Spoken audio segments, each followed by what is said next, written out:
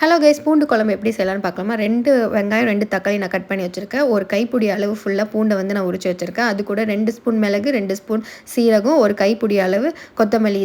இது எல்லாத்தையும் மிக்ஸியில் போட்டு ஒரு ஃபைன் பேஸ்ட்டாக அரைச்சி வச்சுக்கோங்க. இப்போ ஒரு பேனில் நல்லா ஆயில் சேர்த்துக்கோங்க. உங்களுக்கு தேவையான அளவு ஆயில் சேர்த்தோடனே வெந்தயம் 1 ஸ்பூன் வந்து ஆட் பண்ணிவிட்டு அது நல்லா பொரிஞ்சு வந்ததுக்கப்புறமா கருவேப்பிலை ஆட் பண்ணிக்கோங்க.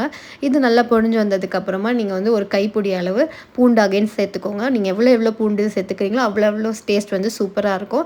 அண்ட் அது கூட நான் 1 ஸ்பூன் வந்து பெருங்காயத்தூள் வந்து சேர்த்துருக்கேன். அண்ட் 2 காஞ்ச மிளகா சேர்த்துருக்கேன். இது நல்லா ப்ரௌனிஷ் ஷேடில் வந்ததுக்கப்புறமா நம்ம பேஸ்ட் அரைச்சி வச்சுருந்தோம்ல, அதை நீங்கள் நல்லா போட்டு அந்த பச்சை வாடை போகிற அளவுக்கு நீங்கள் வந்து நல்லா சாட்டே பண்ணி எடுத்துக்கோங்க. அது கூட 1 ஸ்பூன் மஞ்சத்தூள் அண்ட் 2 ஸ்பூன் குழம்பு மிளகாத்தூள், அதில் வந்து தனியாத்தூள் மிளகாத்தூள் 2மே இருக்கும். அது வந்து நான் 2 ஸ்பூன் வந்து சேர்த்துருக்கேன்.